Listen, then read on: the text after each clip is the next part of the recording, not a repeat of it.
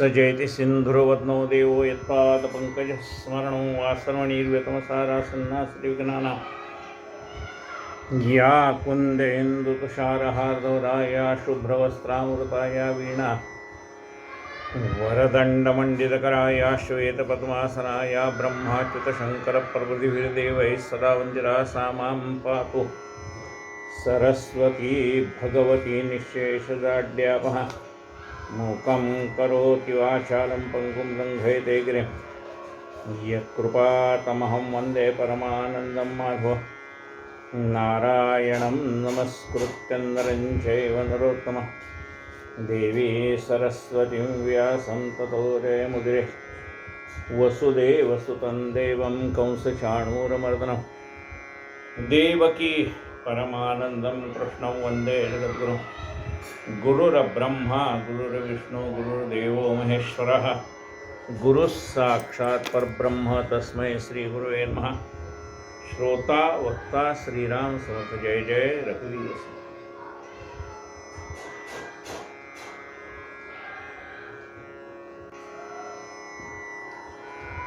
श्री गणेशाय नमः। आपण साई चरित्र पाहतो। या हेमाडपंत रचित साई चरित्रातला आता अध्याय 22वा सुरू होता। चिंतन करू। श्री गणेशाय नमः। श्री सरस्वत्यै नमः। श्री गुरुभ्यो नमः। श्री कुलदेवताय नमः। श्री कुलदेवताय नमः। श्री सीतारामचंद्राभ्यां नमः। श्री सद्गुरु साईनाथाय नमः। जय सद्गुरु आनंदघना ज्ञानस्वरूपा परम पावना। जय जयाजी भव भय निकंदना कलिमल दहना परिपूर्णा। सद्गुरू आपले कसे आनंदघन, सदैव आनंदामध्ये रममाण होणारे किंवा आनंदाचा कंद असे आपले सद्गुरू आहेत।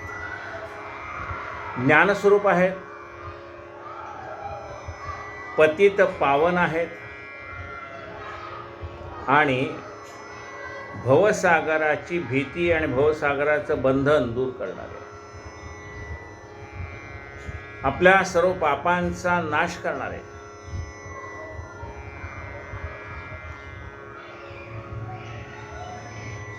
तू आनंद सागर तू हरी उठती नाना वृत्ती लहरी त्याही तूच तू आवरी कृपा करी निज वक्ता। समुद्रावरती जशा लाटा निर्माण होतात तशा आनंदाच्या वृत्ती निर्माण होतात, आनंदाच्या लाटा मनामध्ये निर्माण होतात। म्हणजे समुद्र आणि समुद्राच्या लाटा एकच आहेत, तसं आनंद आणि आनंदाच्या उर्मी या दोन्ही एकच आहेत। अल्पाधारीचा जो साप तोच प्रकाशी दुरापाप, अल्पांधार प्रकाश रूप दोन्ही बाप तू एक। थोडासा झुंजमुंजू असा असणारा अंधार आहे, त्या अंधारामध्ये सर्प आहे असा भास आपल्याला होतो। तो वास्तविकता दोरा आहे। म्हणजे अंधारामध्ये पडलेला दोरा आपल्याला साप भासतो आणि थोडासा आपण उजेड केला, बॅटरीचा म्हणा कशाचा कंदिलाचा उजेड केल्यानंतर तो साप दोरा साप नसून वाटेत पडलेला दोरा आहे मोठा असं आपल्या लक्षात येतं। म्हणजे आधीही दोरा होता आणि नंतरही दोराच आहे। अज्ञानामुळे आपल्याला काय भास निर्माण झाला की अज्ञानामुळे हा दोर नसून साप आहे असा भास निर्माण झाला। ज्ञान झाल्यानंतर मूळ स्वरूपाचं दर्शन झालं की मूळ स्वरूप काय होतं, तो दोराच होता। अल्पांधारीचा अल्पांधारीचा जो साप तोच प्रकाशी दुरापाप, अल्पांधार प्रकाश स्वरूप दोहीचा बाप तू एक। सर्पाकार वृत्तीचा जनिता तिलाच दोराचा आकार देता, तूच भीती ते उत्पन्न करता अंती निवारिता हे तूच। आता त्या दोरावरती आपल्याला झालेला सर्पाचा भास आणि त्यामुळे आपल्या अंतःकरणामध्ये निर्माण झालेली भीती आणि नंतर प्रकाशामुळे आपल्या अंतःकरणामध्ये झालेली भीती निर्माण झालेली भीती नाहीशी झाली। कोणाला? प्रकाशामुळे। म्हणून ते म्हणजे अंधारही तूच आहे आणि प्रकाशही तूच आहे। त्या अंधारामुळे आपल्या मनामध्ये भय निर्माण झालं आणि प्रकाशामुळे ते भय नाहीच झालं। म्हणजे भय निर्माण करणाराही तूच आहे आणि भयाचा नाश करणाराही तूच आहे। विष्णू सहस्त्रनाम आपण म्हणतो ना, त्या विष्णू सहस्त्रनामामध्ये 2 नावं आहेत भगवंताची. काय आहे? भयकृत, भयनाशन. म्हणजे भय निर्माण करणाराही तोच आणि भयाचा नाश करणाराही तोच. मग आपल्याला असं वाटेल एकच मनुष्य 2 गोष्टी कशा करेल? भय निर्माण करेल, भयाचा नाशही निर्माण करेल, नाशही नाहीसा करेल, भय पण नाहीसा. असं कसं करेल तो? जो भय निर्माण करणार आहे तोच भयाचा नाश कसा निर्माण करेल, नाश कसा करेल? तर आपल्याला व्यवहारातलं उदाहरण माहिती आहे.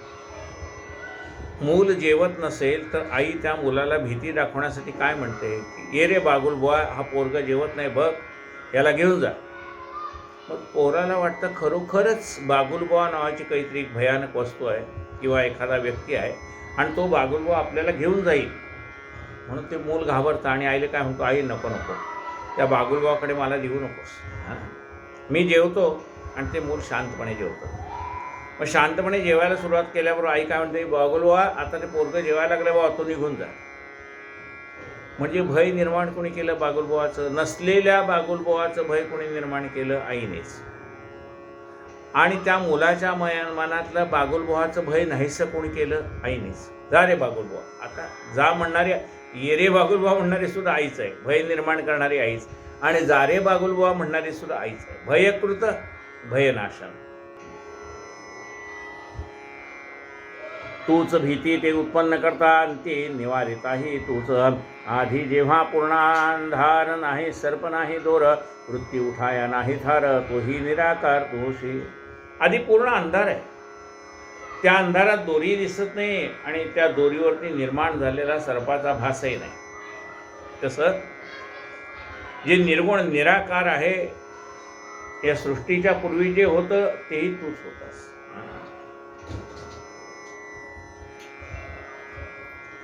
आधी जेव्हा पूर्ण अंधार नाही, सर्प नाही दोर, वृत्ती उठाया नाही थार, तोही निराकार तोसी. त्यामुळे मनामध्ये वृत्ती निर्माण होत नव्हत्या आणि त्यामुळे निर्गुण निराकार असणाराही तूच. पुढे निराकाराचा आकार तोही अल्पप्रकाशाचा अवसर, तेने आभासू लागे विकार, आभासा कारणे तूच. आणि पुढे ज्या वेळेला थोडासा झुंजू मुंजू झालं, म्हणजे आकार आहे आणि निराकार आहे अशी अवस्था आहे, त्यावेळेला माणसाला भय वाटायला लागलं आणि ते भय निर्माण नाहीस करणाराही गुरुरूपाने तूच आहेस. ऐसा दृश्यादृश्य भाव हा तो वृत्त्यानंद प्रभाव, भावाभाव रहित स्वभाव, न लगे ठाव कवणाहे.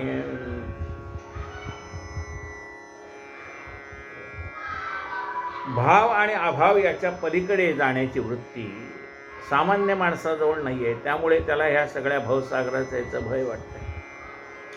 श्रुती मावनावल्या आईशा स्तव, विशेष मुखाई करते स्तव, शेषही नेणे स्वरूप वास्तव, ते मी कवण जाणावया. हे परमेश्वराच्या निर्गुण निराकार असणाऱ्या परमात्म्याचं वर्णन करता करता 4 वेद 6 शास्त्र 18 पुराण मौन झाली. त्याला तुझं वर्णन करून सांगता येईना. तिथं मी सामान्य मनुष्य काय, सहस्त्रमुखाचा शेषही जिथे टकून गेला तिथे मी काय तुझं वर्णन करणार. ते मी कवण जाणावया, बाबा तव स्वरूप दर्शना, वाचून काही रुचेना मना, वाटे आणावे ते ध्याना, ठेवावे लोचना समोर. बाबा मला असं वाटतं की तुझं सगुण साकार रूप आहे तेच माझ्या नजरेसमोर राहू दे. केवळ शुद्ध ज्ञान मूर्ती व्हावे, आत्यंतिक सौख्यमूर्ती नाही तुझ्या पायाप्रती अनेक गती आम्हाते. तुझं निर्गुण निराकार रूप कळायला तुला शरण आल्याशिवाय आम्हाला तुझं ते निर्गुण निराकार स्वरूप कळत नाही. काय ती तव नित्याची बैठक दर्शना, इथे भक्त अनेक ठेवून या पायी मस्तक, प्रेमे निजस्त लुटीत. तो आनंद सोहळाच वेगळा आहे बाबा. तुम्ही बसलेले असतात, लोक येतात आणि तुम्हाला पाहिल्यावर त्यांच्या चेहऱ्यावर निर्माण होणारा आनंद, तुम्हाला पाया पडल्यानंतर त्यांच्या चेहऱ्यावर दिसणारं समाधान, त्यांच्या मनातल्या सगळ्या उद्वेग तुम्हाला सांगताना त्यांचं होणारं मन मोकळं, हे सगळं मी ज्यावेळेला डोळ्यांनी पाहतो ना त्यावेळेला मनाला शांतता मिळते, आनंद होतो. काय ती तो नित्याची बैठक दर्शना, इथे भक्त अनेक ठेवून या पायी मस्तक, प्रेमे निजुस्त लुटीत. तोही तुझा पाय कैसा, शाखा चंद्र न्याय जैसा, पादांगोष्ठ कवळी तैसा, दर्शनी जिज्ञासा पूर्वी. तो तुझा पाय म्हणजे तरी काय आहे? ज्याप्रमाणे द्वितीयेचा चंद्र दिसण्यासाठी एखाद्या झाडाचा आश्रय घ्यावा लागतो की ते बघा झाड, ती झाडाची फांदी आणि त्याच्या पलीकडे असणारा ते चंद्र, हे दाखवण्यासाठी जसं त्या झाडाच्या किंवा फांदीचा आश्रय घ्यावा लागतो तसा तुझ्या पायाचा आश्रय घ्यावा लागतो. तोही तुझा पाय कैसा शाखा चंद्रन्याय जैसा, पादांगुष्ठ कवळी तैसा, दर्शन जिज्ञासा पूर्वे. कृष्ण पक्षाची पंचदशी अमावस्या अंधारी निशी, उलटता चंद्रदर्शनाची असोशी होते सकळाशी साहजिक.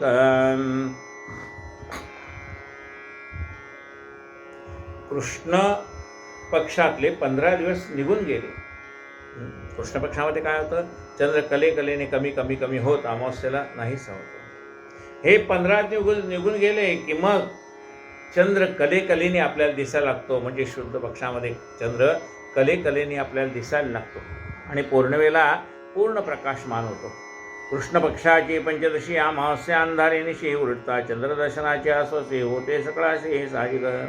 सरता वद्य पक्षाची निशा चंद्रदर्शिनी उपजे आशा, जो तो आलोके अवलोकी पश्चिम दिशा, दृष्टी आकाशा लावणे. ती निज भक्तांची असोशी पूर्वीशी, ती निज पायापाशी वाम जानुवारी दक्षिणा, पायाशी ठेवून वैसशी जे समय. ज्याप्रमाणे शुद्ध पक्षातले पहिला चंद्र आपल्याला दिसतो त्यावेळेला आनंद होतो, तसा तुझ्या दर्शनाचा आनंद आहे. डाव्या पायावर उजवा पाय ठेवून तू ज्यावेळेस बसलेला असतोस, वाम कर तर्जने वामा मध्या वांगोळे, शाखा बेसकी अंगुष्ठ जो कवळे, त्या दक्षिण पादांगुष्ठा जवळे नखचंद्र झळाळे बीजेचा. दर्शनाची जिज्ञासा थोर एरवी नभी दिसेना कोरम, ज्ञाता मग या बेसक्या समोर आणून नजर लावी म्हणे. पाहता या बेसक्यामधून समोर होईल चंद्रदर्शना, कोर जरी होती लहान झाली ते तेथून दृगोचर. धन्यांगुष्ट महिमान वेणी माधव स्वय होऊन, गंगा यमुना प्रकट होऊन दासगणू ते तुष्ट होईल. त्या भगवंताच्या म्हणजे साईबाबाच्या चरणांगुष्टातनंच गंगा प्रकट झाली आणि दासगणूला तिने दर्शन दिलेलं आहे. प्रयाग तीर्थे करावे स्नान म्हणून मागता आज्ञापन, हा मदा अंगुष्ट प्रयाग दान करी अवगाहन. तेथेच दासगणू महाराजांनी साईबाबांना प्रयाग तीर्थाला म्हणजे अलाहाबादला आपल्याला माहिती आहे कुंभमेळा असतो, त्रिवेणी संगम आहे अलाहाबाद, तर त्या ठिकाणी प्रयाग क्षेत्राला जाऊन स्नान करावं अशी इच्छा त्यांनी प्रकट केली बाबाजवळ. बाबांनी इतक्या लांब कशाला जातो, माझ्या चरणाजवळच प्रयाग तीर्थ, प्रयागराज माझ्या चरणाजवळ आहे. आता बघा, पूर्वी अलाहाबाद स्टेशनला नाव होतं, आता काय नाव आहे, प्रयागराज स्टेशनचं नाव आहे. आता हा जो प्रयागराज आहे ते तीर्थ आहे, ते तीर्थ माझ्या चरणाजवळच आहे, तू पहा म्हणजे तुला कळेल म्हणाले. हा मदंगुष्ट प्रयागदान करी अवगाहन. तेथेच ऐसे बाबा म्हणता डोळे दासगणूने ठेवता पायी, गंगा यमुना उभय कोई प्रगटल्या पाही ते ठाई. असं म्हणतात साई दासगणू महाराजांनी. बाबांच्या पायावर डोकं ठेवल्यावर तिथं गंगा यमुना प्रगट झाल्या. आईशा त्या प्रसंगावर दासगणूंचे पद ते सुंदर आघात शक्त्या घटित लीलावर श्रवण तत्पर जरी श्रोते. आघात शक्ती अघट लीला पर असं त्यांच्या मुखातनं आपोआप काव्य बाहेर पडलं. कुणाच्या, संत दासगणूंच्या मुखातनं जेव्हा हा प्रसंग त्यांनी पाहिला. साई चरित्र चतुर्थाध्यायी दासगणूंनी जेव्हा आणि ते गायी पुनश्च श्रोता वाचिता ते ठाई पुन्हा नवाही प्रगटेल. चौथ्या अध्यायामध्ये दासगणू महाराजांनी ते पद लिहिलेले आहे. म्हणून शाखा चंद्रन्याय अंगोष्ठी दर्जनी मध्यमा उभय ठेवून दावी माय साई माय सोपा उपाय निजवता म्हणे होनी निर्विवान सर्वाभूती खारवा मान करा एक अंगुष्ठ ध्यान सोपे साधन भक्तीचे. म्हणाले सगळ्यांच्या चरणाकडे लक्ष दे, बाकी काय करायचं, त्या चरणाकडे लक्ष द्या. याचा अर्थ कुणाच्या पाया पडताना आपलं लक्ष कुठे जातं, ज्या माणसाच्या पाया पडतो त्याच्या अंगठ्याकडे आपलं लक्ष जातं. बाबा काय म्हणतात, त्याच्या अंगठ्याकडे लक्ष द्या. अंगठ्याकडे लक्ष द्या याचा अर्थ काय आहे, नम्र झाल्याशिवाय त्याच्या पायाच पडता येत नाही. म्हणून तुम्ही सर्वांच्या पाया पडा असं सांगितलंय. का, नम्र झाला भूता तेने कोंडिले अनंत. प्रत्येकामध्ये परमात्म्याचा अंश आहेच, किंबहुना परमात्माचा. तुम्ही त्याला वंदन केलं की ते वंदन त्या परमात्म्याला पोहोचतं. आपण लक्षात घ्या, त्या माणसाच्या पाया पडत नसतो. त्या माणसामध्ये असणारा जो परमात्मा आहे त्याच्या पाया पडतो. मातृदेवो भव, पितृदेवो भव, आचार्य देवो भव, अतिथी देवो भव, त्याच्यामधला असणारा जो परमात्मा आहे त्याच्या आपण पाया पडत असतो. आई हे परमात्म्याचं मूर्तिमंत रूप आहे.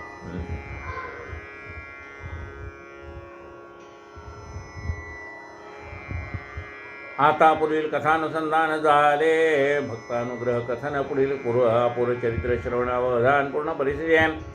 शिर्डी झाले पुण्यक्षेत्र, बाबांचे नेते अतिपवित्र, यात्रा वाहे अवरात्र, येते सत्पात्र पुण्यात. शिर्डी काय झालं? पुण्यक्षेत्र झालं. बघा, राजा जाय जयास्थला तीच होय राजधानी. राजा जिथं जाऊन बसतो ना तिथे त्याला राजधानीचं स्वरूप प्राप्त होतं. तसं बाबा जिथे बसलेत ते पुण्यक्षेत्र झालं. संत ज्या ठिकाणी जाऊन बसलेत ना त्या ठिकाणी ती क्षेत्र झाली, पवित्र स्थानं निर्माण झाली. आणि त्यामुळे तिथे यात्रा निर्माण झाल्या. जिथे जिथे संत आहेत तिथे ती यात्रा आहे, तिथे ती लोक दर्शनाला जात आहेत. म्हणजे संत ज्या ठिकाणी बसले ते क्षेत्र तीर्थक्षेत्र होऊन जातं. दाही दिशाची जयाची साक्ष पटवून राहिली प्रत्यक्ष वा परोक्ष साई वेशा कल्पवृक्ष अवतरला प्रत्यक्ष शिर्डीत. तसे साईबाबा सर्वत्रच आहेत, तसे संत सर्वत्रच असतात. पण ज्या ठिकाणी ते बसतात त्या ठिकाणी आपल्याला त्यांचं अस्तित्व जाणवतं. दाही दिशाची जयाची साक्ष पटवून राहिली प्रत्यक्ष वा परोक्ष साई वेशा कल्पवृक्ष अवतरला प्रत्यक्ष शिर्डीत. अकिंचनवा संपत्तिमान देखे समजता समसमान दाऊन करिया काही आतार्क्य विंदान भक्त कल्याण साधितो. पण संतांना हा श्रीमंत हा गरीब हा भाव नसतो. संतांना काय पाहिजे असतं? तो गरीब असो का श्रीमंत असो, त्याच्याजवळ शुद्ध भाव किती आहे ते संत पाहत असतात. त्याची श्रीमंती पाहत नाहीत किंवा त्याची गरिबी पाहत नाहीत. संत त्यांच्या दर्शनाला येणाऱ्या माणसांची श्रीमंती पाहत नाहीत आणि तो मनुष्य किती गरीब आहे ते पाहतात. काय पाहतात? आलेल्या भक्ताचा भाव किती शुद्ध आहे ते संत पाहत असतात. अकिंचनवा संपत्तिमान देखे समजता समसमान दावून काही आतर्कविंधान भक्त कल्याण साधितो. काय ती निस्सीम प्रेमळता नैसर्गिक ज्ञान संपन्नता तैसीस अत्यंतिक सार्वात्मभावता धन्यान्विता भाग्याचा.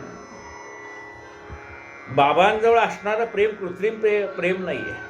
हे काही माणसं स्वार्थासाठी तात्पुरतं प्रेमाचा देखावा निर्माण करतात, त्याला स्वार्थ साधून घ्यायचा आहे तो प्रेम.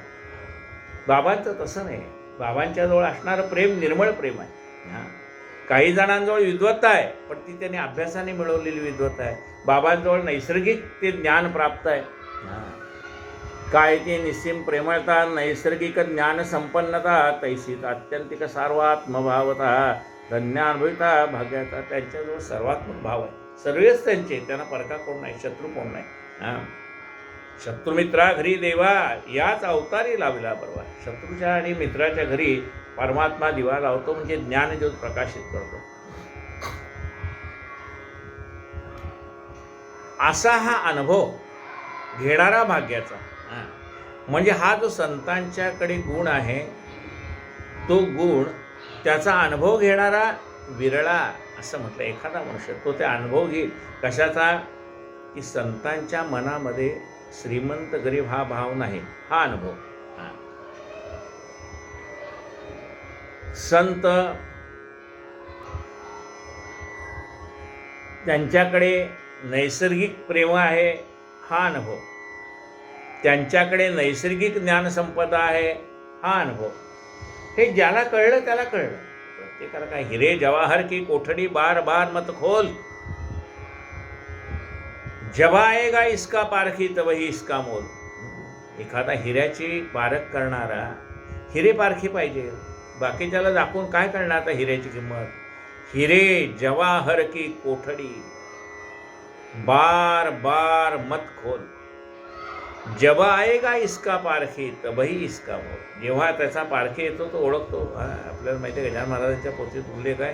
त्या कीर्तनकाराने सांगितलं हे रत्न आहे तुमच्या गावात आलेलं, ह्याला सांभाळा. हां, म्हणजे त्याला जाणणारा ओळखणारा एखादा पारखी यावा लागतो, तेव्हा आपल्याला त्या माणसाची त्याची किंमत कळते. काय ती निस्सीम प्रेमळता, नैसर्गिक ज्ञानसंपन्न पैसीचा अत्यंतिक सर्वात्मभावता, धन्य अनुभविता भाग्याचा. कधी दृढ मौन धारण घ्यायचे दयाचे ब्राह्म व्याख्यान, कधी चैतन्य आनंद घन भक्तगण परिवेष्टित. कधी दृढ मौन, काही वेळाला शांत बसलेले असायचे. पण बाबा जरी शांत बसलेले असले ना तरी बाबांच्या दर्शनाला गेलेल्या माणसाला त्यांच्या मनातल्या प्रश्नाची उत्तरे मिळून जायची. कधी दृढ मौन हेच दयाचे ब्रह्म व्याख्यान, कधी चैतन्य आनंद घन भक्तगण परिवेष्टित. कधी गूढार्थ ध्वनीत बोलणे, कधी थट्टेने विनोद करणे, कधी असं संधीचा सोडून देणे, काटावणे चालावे. कधी बाबा गूढ अर्थाने बोलायचे. काय सांगितलं, श्यामाकडे जा आणि 15 रुपये घेऊन ये, आणि श्यामाकडनं एखादी गोष्ट ऐक. म्हणजे गूढ आहे त्याच्यामध्ये, त्यांना नेमकं काय सांगायचं समोरच्या माणसाला कळणार नाही. हां, पण गेल्यानंतर मग आपल्याला त्या प्रश्नाची उत्तरं मिळून जातात. म्हणजे काही वेळेला बाबा गूढ शब्दाने बोलतात. कधी गूढार्थ ध्वनीत बोलणे, कधी थट्टेने विनोद करणे. काही वेळेला थट्टेमध्ये त्या माणसाच्या प्रश्नाची उत्तरं लिहून जातात. कधी थट्टेने विनोद करणे, कधी संदिग्धता सोडून देणे, काटावणे चालावे. कधी काही वेळेला सरळ उपदेश करतात, काही वेळेला रागारागामध्ये उपदेश करतात. कधी भावार्थ, कधी विवेक, कधी उघडे निश्चयात्मका, ऐसे अनेक उपदेश देख करीत. कधी त्याचा भाव पाहून मग त्याप्रमाणे त्याला उपदेश करतात. कारण काय, अधिकार तैसा करू उपदेश असं म्हटलंय.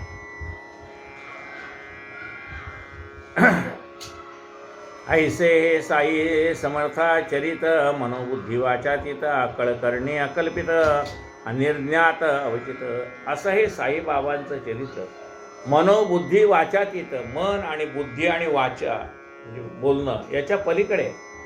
मन बुद्धी वाचातीत, येतो वाचो निवर्तनते, असं त्याचं वर्णन केलं आहे परमात्म्याचं. कसं आहे, येतो वाचो निवर्तनते, जे ज्याचं वर्णन शब्दाने करता येणार नाही असं आहे. मनाने कल्पना करता येत नाही, बुद्धीने कल्पना करता येत नाही, तर्काने जाणता येत नाही, असं ते स्वरूप आहे. मनोबुद्धी वाचातीत, अकळ करणे अकल्पित, अनिर्ज्ञात अवचित. त्यांची करणे आपल्याला कळत नाही, अतर्क करणे. धनीन पुरे मुख अवलोकिता, धनीन पुरे संभाषण करता, धनीन पुरे वार्ता बरेचदा, आनंद चित्तान समाय. धनीन पुरे म्हणजे कितीही वेळा पाहिलं बाबांच्या मुखाकडे तरी समाधान होत नाही, असं वाटतं आणखीन बाबांच्या मुखाकडे पाहून. कितीही बाबांशी बोललं तरी असं वाटतं आणखीन बोलावं. बाबांच्या मुखातनं निघणारी अमृतवाणी कितीही वेळा ऐकली तरी असं वाटतं की आणखीन ऐकावी. धनी न पुरे वार्ता परिसरा, आनंद चित्तान समाय. मोजो येतील पर्जन्यधारा, बांधो येतील मोठे वारा, पर्या साईच्या चमकारा, कवणमापारा मोठे. एक वेळ पर्जन्याचा धारा किती पडल्यात ते मोजता येईल, एक वेळा वायूची गती किती आहे ते मोजता येईल, एखाद्या वेळेला वाऱ्याला कोंडून ठेवता येईल. पण बाबांचे इतके चमत्कार आहेत की ते सगळे वर्णन करून सांगणं कठीण आहे. असो आता पुढील कथा साईची भक्त संरक्षणे, चिंता तशी दुर्धर प्रसंग निवार कथा, स्वस्थ चित्ता परिसावी. आता बाबा भक्तांचं रक्षण कसं करतात, बाबाला भक्तांची चिंता कशी आहे, दुर्धर प्रसंगातनं कसं त्याला बाहेर काढतात. कैसे भक्तांचे गंडांतर आणून जाणून देती, वेळी धीर टाळून करीत निजपदी स्थिर, कल्याण तत्परता सर्व. भक्तावरती आलेलं गंडांतर बाबा दूर कसं करतात. संत मृत्यूने टाळते पण गंडांतर टाळतात. म्हणजे अचानक येणारा मृत्यू ते टाळतात, पण ज्याचं आयुष्यच संपलंय तिथं काही इलाज नाही, पण गंडांतर टाळतात. असो आता पुढील कथा साईची भक्त संरक्षणी चिंता, कैसे दुर्धर प्रसंग निवारता, कैसे भक्तांचे गंडांतर जाणून देती, वेळी धीर टाळून करीत निजपदी स्थिर, कल्याण तत्पर सर्व. ही आरतीची आख्यायिका रिजवील तुम्हा शृणू चुका वाढवील साई समागम सुखा श्रद्धा बैपा उपजवील असोत ही नदीन वापुडी वाढेल साई कथीची आवडी जपता साई नामरगडी लाभील परथळी साई त्या काकासाहेब मिरीकर निवास अहमदनगर प्रसन्नपणे दया सरकार पावी सरदार पदवी दे काकासाहेब मिरकर म्हणून अहमदनगरला राहत होते. त्याच्यावर सरकारची कृपा झाली आणि त्यांना सरदार ही पदवी प्राप्त झाली. चिरंजीवी ही कर्तव्य तत्पर कोपरगावचे मामलेदार असतात. चिथळीचे दौऱ्यावर आले शिर्डीवर दर्शनात. त्यांचे चिरंजीव सुद्धा कोपरगावचे मामलेदार होते. एकदा चिथळीला जाताना ते बाबांच्या दर्शनाला शिर्डीला आले. मशिदीत जाऊन बैसता बाबांचे चरणी मस्तक ठेवता क्षेमकुशल पुसता सावरता कथा वार्ता चाललेल्या होती. तेथे बरीच मंडळी माधवराव हे होते जवळी कथामृताची ते नवाळी अवधान शिळी सेविले. बाबांना नमस्कार केला आणि ते बसले. बाजूला माधवराव सुद्धा होते. कैसी भावी संकट सूचना सोपाय तन्निवारणा करून कैसे रक्षित भक्तजना अघटित बा घटना बाबांची. पुढं येणारं संकट बाबा कसं दूर करतायत. बाबांना आधीच माहिती की ह्याच्यावर संकट येणार आहे आणि हे संकट आपल्याला निवारण करायचं आहे. बाबा मिरीकरा सेठाई पुसती प्रश्न पहा नवलाय आहो ती आपली द्वारकामाई आहे का ठावे तुम्हारे. बाळासाहेब हा काही मुलीच उलगडा झाला नाही तो बाबा होते आता पाही द्वारकामाई हीच ती हीच. म्हणले तुम्हाला द्वारकामाई माहीत आहे का. आता त्यांना काय उलगडा नाही झालं. द्वारकामाई म्हणजे काय. अहो आपण जिथे बसलो ना ही मशीद तिला द्वारकामाई म्हणतात. हीच आपली द्वारका माता मशिदीची अंकी बैसा लेकरारी ती निर्भयता चिंतेची वार्ता नुरीची. ही द्वारकामाई म्हणजे ही मशीद. या मशिदीत तुम्ही बसलात की आईच्या कुशीत असलेले लेकरू जसं निश्चिंत असतं तसं चिंतारहित मनुष्य होतो. मोठी कृपाळू ही मशीद माई भोळ्या भाविकांची आई कोळी कसाही पडवा पायी करील ती ठाईच रक्षण. आता इथे जे आलेत म्हणजे बाबांच्या दर्शनाला जे आलेत त्यांच्यावरती आलेलं कितीही मोठं संकट बाबा दूर करतील. एकदा हिचे जो अंके बैसला बेडा तयाचा पार पडला सावली ती हिचे जो पौडला तो आरुडला सुखासने. ही द्वारका द्वारावती बाबा मग तया देती होती अभय हस्त शिरी ठेवती जावया नित्य मिली कर. ही द्वारका माई म्हणजे ही द्वारका आहे. गोपाल भगवान गोपाल कृष्ण ही द्वारका माई म्हणजे ही द्वारका आहे म्हणाले. सर्वधर्मान परित्यज्य मामेकम शरणं व्रज. सर्व धर्मांना सोडून तू मला शरण आहे असं म्हटलं. सर्व धर्म म्हणजे हिंदू धर्म सोडून मुसलमान व्हा किंवा मुसलमान धर्म सोडून हिंदू असं नाही. सर्व धर्मान परित्यज्य म्हणजे तुमच्या वाट्याला आलेली सगळी कर्तव्य थोडा वेळ एक बाजूला ठेवायची वेळा तर ठेवा पण मला शरण या. म्हणजे तुम्ही एकदा का मला शरण आलात की तुमचं सगळं रक्षण करण्याचं काम माझं आहे. बाबा मग तया देती होती उभय हस्त शिरी ठेवती जावया नित्ती मिरी कर. वाणिक वाटले बाबांची जेव्हा मिरी करा ते प्रश्न पुसावा ठावा का तुझं लांब वावा आणिक नवलावा तयाचा. अरे म्हणे तुला लांब बाबा माहिती आहे का रे. लांब बाबाची तुला माहिती आहे का लांब बाबा काय.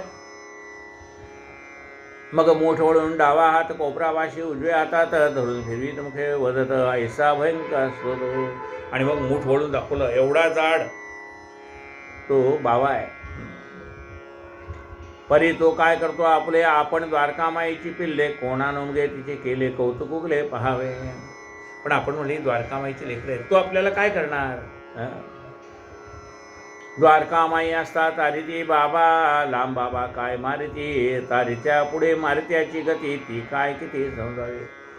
मारने वाले से तारने वाला बडा है. तारित्या पुढे मारित्याची गती ती काय किती समजावी. याच प्रसंगी हा खुलासा बाबांनी का करावा ऐसा मेरी कराशी संबंध कैसा लागली जिज्ञासा सगळी का. आत्ताच बाबांना हा सापाचा का प्रसंग आठवावा हे काही कुणाला कळलं नाही. याच प्रसंगी हा खुलासा बाबांनी का करावा ऐसा मेरी कराशी संबंध कैसा लागली जिज्ञासा सगळी का. बाबास पुसावया नाही धीर तैसे चरणी ठेवून शरी चितळी जावया निघाला झाला उशिरा म्हणून मिरीकर उतरले. चितळीला चालले होते मामलेदार. ते बाबांच्या दर्शनाला आता उशीर होतो म्हणून ते निघाले. होते माधवराव बरोबर हे दोघेही जो पोचले मंडपद्वारी. माधवरावास बाबा माघारी क्षणवरी म्हणाले, म्हणते श्यामा तूही तयारी करी जाई त्याचे बरोबरी. मारून चितळीची फेरी मौजवारी होईल. त्यांना सोडायला माधवराव थोडं पुढे चाललं. ते त्याला बोलवलं परत माधवराव. आणि म्हणले तू असं कर, त्यांना चितळेपर्यंत जाऊन सोडून ये, तुलाही थोडं फिरल्यासारखं होईल. तात्काळ श्यामा खाली उतरला. मिरीकरा संधी झाला म्हणे आपले टांग्यात मजला. येथे चितळीला येणे चितळीला आहे की. तो गेला आणि मामलेदारांना म्हणाला, तुमच्यावर मला सुद्धा चितळीला यायचं आहे. मी तुमच्या टांग्यात बसू का? बाबांची आज्ञा आहे.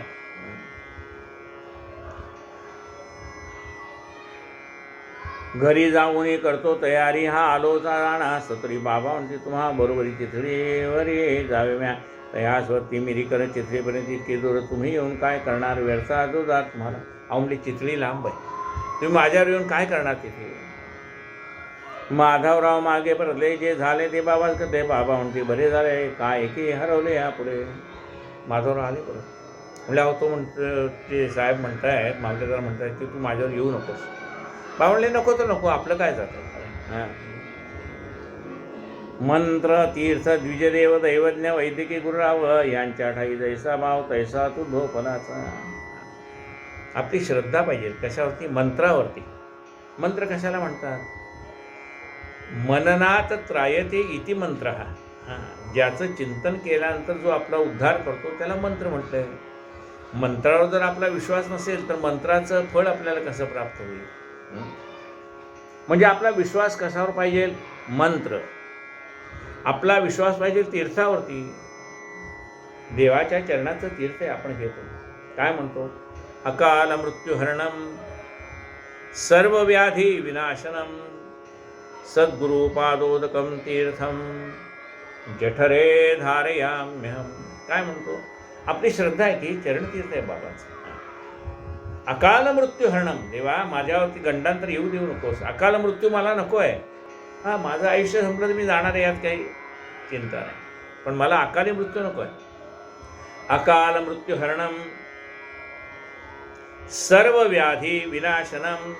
देवा माझ्याकडे माझ्या मागे लागलेल्या सगळ्या व्याधी नाहीशा होऊ देत. सर्व व्याधी विनाशनम. त्याच्यासाठी मी काय करतोय? सद्गुरुपादोदकम तीर्थम. हे सद्गुरू आहे तुझ्या चरणाचं तीर्थ मी ग्रहण करतोय. सद्गुरुपादोदकम तीर्थम जठरे धारयाम्यहम. जठरे धारयाम्यहम. मी तुमचं चरणतीर्थ घेतोय ज्यामुळे मला गंडांतर येणार नाही, अकाल मृत्यू येणार नाही, नाना प्रकारच्या माझ्या असलेल्या व्याधी नाहीशा होतील. आता हे तीर्थ घेताना ही भावना असेल तर, तीर्थ घेताना जर आपली त्या तीर्थावर श्रद्धा नसेल तर फल कसं प्राप्त होईल? म्हणून मंत्र असो, तीर्थ असो, त्या ब्राह्मणांनी दिलेले अक्षता असो. बघा आपली पूजा झाल्यानंतर ब्राह्मण आपल्याला मंत्राक्षता देतात. श्रीर्वर्चस्मायुष्यम आरोग्यम विधाशो आनम हेते धान्यम धनम पशुम बहुपुत्रलाभम शतसंवत्सरम दीर्घमायु.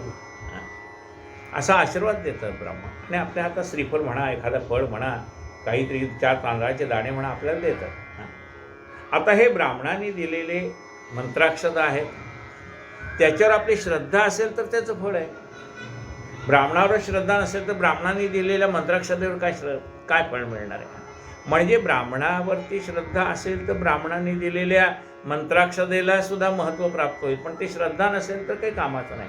म्हणून मंत्रावर श्रद्धा पाहिजे, तीर्थावर श्रद्धा पाहिजे, ब्राह्मणावर श्रद्धा पाहिजे, देवावर श्रद्धा पाहिजे. मानला तर देव, नाही तर दगडच आहे ना. हे पाया पडायला गेलो आहे, आता त्या दगडाला काय करताय, मी त्याच्या पाया पडायला आलो असं म्हटलं तर उपयोग नाही. पण तो दगड नाही, हा मूर्तिमंत परमात्मा माझा उभा आहे, मी त्याच्या दर्शनाला आलो आहे, त्याला कळतंय मी त्याच्या दर्शनाला आलो आहे, त्याची कृपा माझ्यावर राहणार आहे, हा भाव असेल तर तुम्ही कोणत्याही देवाच्या दर्शनाला गेलात तर तुम्हाला तिथे काय दिसते ह्याला महत्त्व आहे. तुम्हाला तिथे दगडाची मूर्ती दिसते का चांदीची मूर्ती दिसते का सोन्याची मूर्ती दिसते, ह्याच्यावर अवलंबून आहे. ज्याला दगडाची मूर्ती दिसेल त्याला दगड दिसेल, ज्याला चांदीची मूर्ती दिसेल त्याला चांदी दिसेल. ज्याला सोन्याची मूर्ती दिसेल त्याला सोनं दिसेल, पण जो म्हणेल माझा परमात्मा या ठिकाणी उभा आहे त्याला परमात्मा दिसेल. जसा ज्याचा भाव तसा तर देव आहे. म्हणजे देवावर सुद्धा जर आपली श्रद्धा असेल तर आपण केलेला नमस्कार तिथपर्यंत जाऊन पोचेल, आपण केलेली मागणी त्याच्यापर्यंत जाऊन पोहोचेल. पण आपण जर विचार केला की हा काय खातोय, याला नैवेद्य काय दाखवायचा, हा काय खातो का, असा जर मनात विचार केला तर नाही खाणार. पण अशी जर मनाची भावना ठेवली की हे मी नैवेद्य दाखवतोय तो परमात्मा स्वीकारेल, अशी भावना असेल तर तो दाखवलेला नैवेद्य स्वीकारतो. तुमची भावना जशी आहे, ज्याकी भावना जशी प्रभुमूर्त देखील अशी. म्हणजे देवावर श्रद्धा असेल तर फळ आहे, मानला तर देव नाही तर दगड आहे. मंत्र तीर्थ द्विज देव दैवज्ञ वैद्यकी गुरुराव. एखादा दैवी शक्तीचा अधिकारी मनुष्य आहे, सत्पुरुष आहे, त्याच्यावर श्रद्धा असेल तर त्यांनी दिलेल्या आशीर्वादाचं फळ आहे. दैवज्ञ वैद्यकी गुरुराव, वैद्य असो गुरु असो, ज्याला दैवी शक्ती प्राप्त आहे असा एखादा मनुष्य असो, त्याने दिलेला जो आशीर्वाद आहे तो कधी फलद्रूप होईल किंवा त्यांनी दिलेलं काही फळ वेळ असेल ते तुमची त्याच्यावर श्रद्धा असेल तर. मंत्र तीर्थ द्विज देव दैवज्ञ वैद्यकी गुरुराव, यांच्या ठाई जैसा भाव तैसा तू जो फलाचा.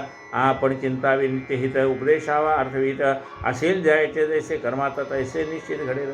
काय म्हणतात बाबा, बघ आपण नेहमी लोकांचं कल्याण चिंतावं, लोकाला चांगलं, लोकांच्याबद्दल मनामध्ये चांगला विचार असावा.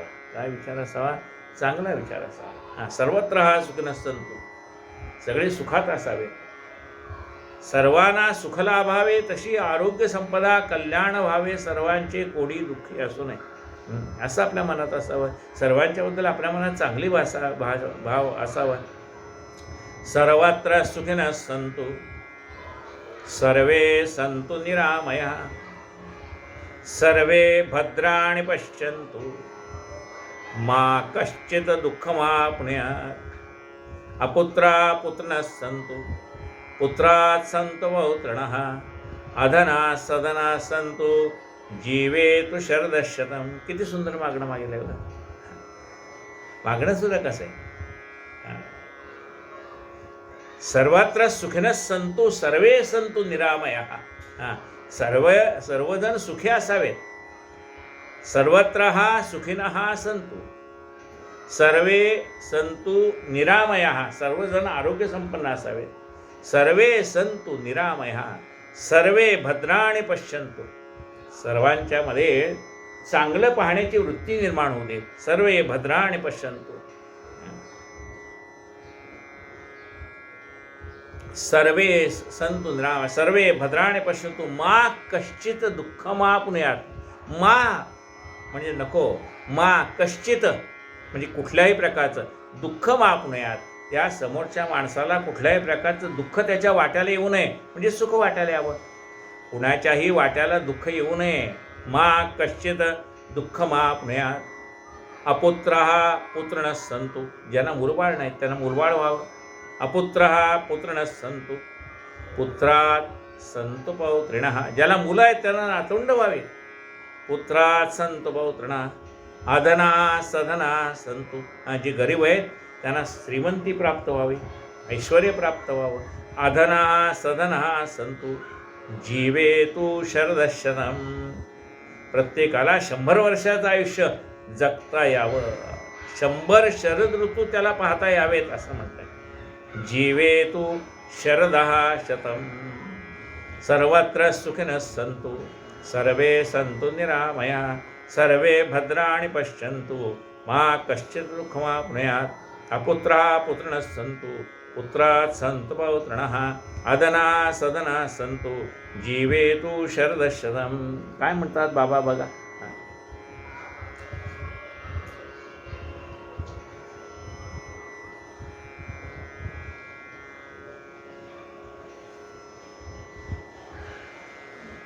आपण चिंतावे नित्यहित. हे बघा ओवी क्रमांक 65, हे 64 संपली, 65वी सुरू. आपण चिंतावे नित्यहित, आपण नेहमी लोकांचं हितचिंतन करावं. आपण चिंता म्हणून त्याला हितचिंतक म्हणतात. आपण चिंतावे नित्य हित उपदेशावा अर्थविहित. आपण लोकांना चांगला उपदेश करावा, चांगलं सांगावं.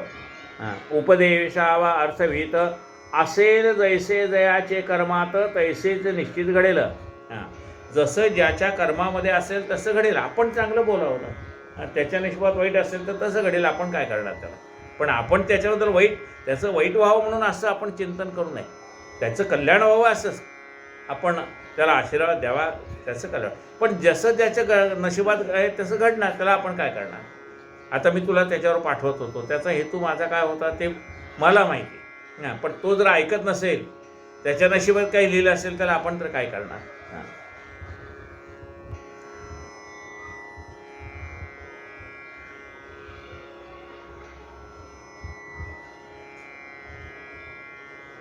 आपण चिंतावे नित्य हित उपदेशावा अर्थविहित असेल जैसे दयाचे कर्मा तैसे निश्चित घडेल. इतक्यात मिरीकर शंकले पाहिजे बाबाचे शब्द आणले. माधवरावास हळूच म्हणले चला म्हणाले चितळीला. इतक्यात मिरीकरांना वाटलं की बाबा ज्या अर्थी सांगतायत त्या अर्थी आपण बाबांचं ऐकलं पाहिजे, कारण आपल्याला माहीत नाही पुढे काय घडणार आहे, बाबांच्या मनात काय आहे. तर ते म्हणले चला शामराव चला माझ्याबरोबर.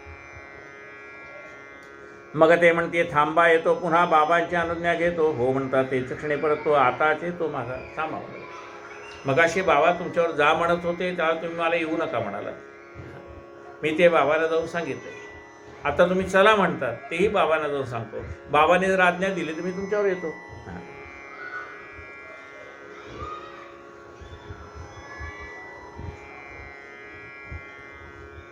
निघालो होतो तुम्ही परतवेले. बाबा म्हणाले बरे झाले, काय आपले त्यात हरवले, स्वस्त वैसवले मजला गेलो तू. बाबा म्हणे जाऊ दे, त्याच्या नशिबात असेल तसं घडेल असं बाबा म्हणाले. मला बसवलं तिथे. आता पुनश्च विचार घेतो. हो म्हणतात सत्वर येतो, हो म्हणतील जैसे तैसे करतो. दासमी तो आज्ञेचा. बाबा म्हणतील तसं करेल. मी कसा आहे? दासमी आज्ञेचा, बाबांच्या शब्दाचा मी दास आहे. बाबा सांगतील तसं मी करतो. सेवके सांगितले करावे ते काम.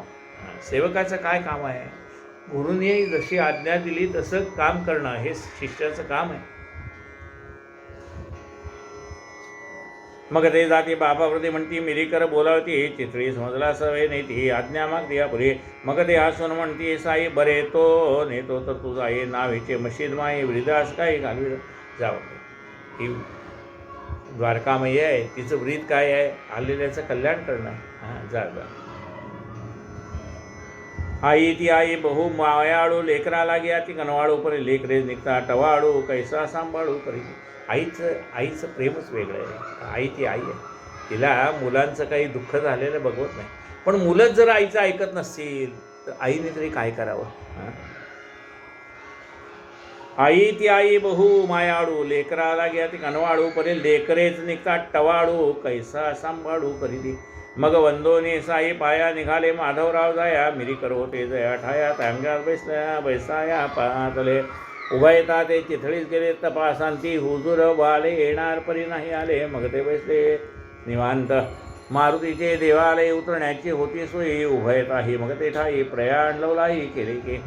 एक प्रहर झाली निशी टाकून सतरंजी बिछाना उशी. बत्तीच्या उजेडापाशी वार्ता पुशीत बसले. मग ती चिथळीला गेले. त्या ठिकाणी काही वरिष्ठ लोक येणार होते पण त्यांची काही चुकामुक झाली, ते आले नाही. आणि मग तिथंच त्यावेळेला गॅस बत्त्या होत्या ते लावले त्यांनी बत्त्या.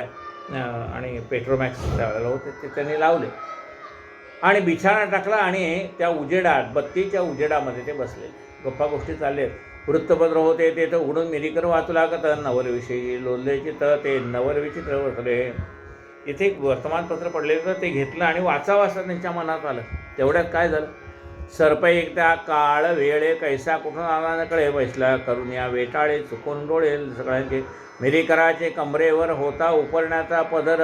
तया मृदुल आसनावर शांत निर्दोष बसला. प्रवेश करता ओझे ओझे सुरसुर सुरसुर कागद वाजे. परी न कोणातया आवाजे घेण्याचा जे सर्वशंका.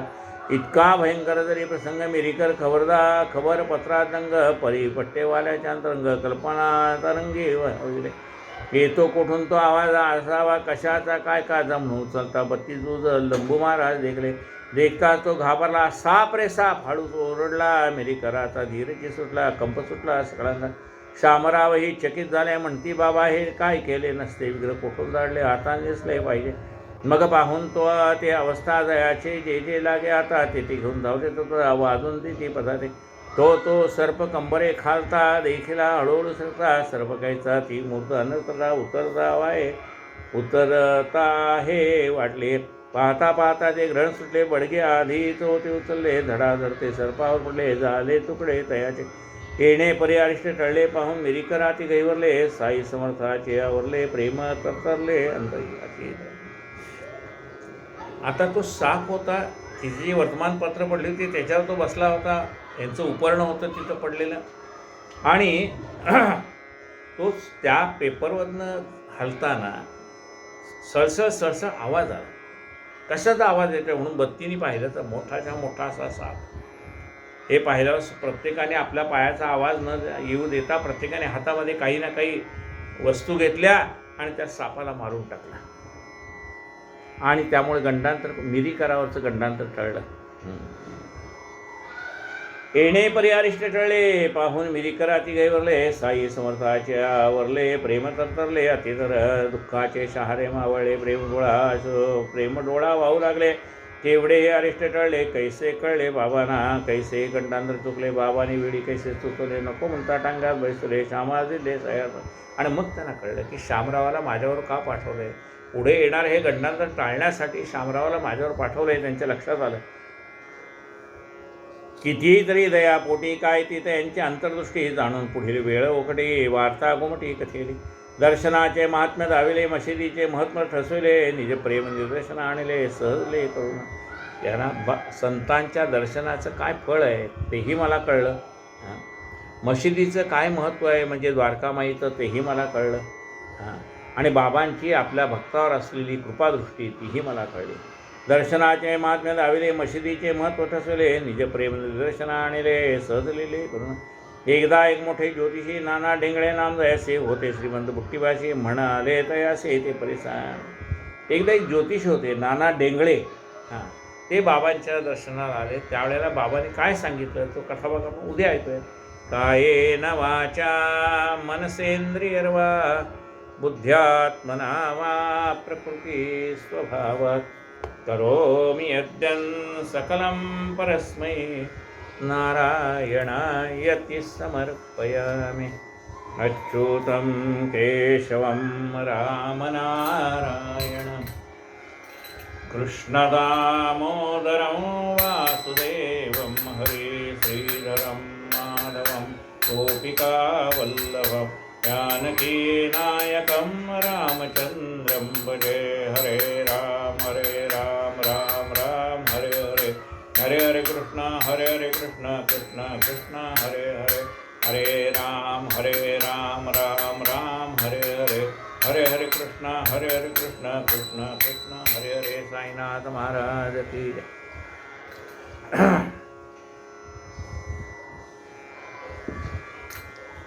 आरती आरती साई बाबा, सौख्य दातार जीवा. चरण रजात जेव्हा दासा विसावा, भक्ता विसावा. आरती साई बाबा. डाळूनी आनंद स्वस्वरूपी राहे दंग. मुमोक्षु जनदावी निज डोळा श्रीरंग, डोळा श्रीरंग. आरती साई बाबा. जया मनी जैसा भाव, तया तैसा अनुभव. गाविसी दया घनायसी तुझी ही माव, तुझी ही माव. आरती साई बाबा. तुमचे नाम ध्याता हरे संस्कृती व्यथा. अगाध तव करणी मार्ग दाविसी अनाथा, दाविसी अनाथा. आरती साई बाबा. कलियुगी अवतार सगुण ब्रह्म साचार. अवतीर्ण झाला से स्वामी दत्त दिगंबर, दत्त दिगंबर.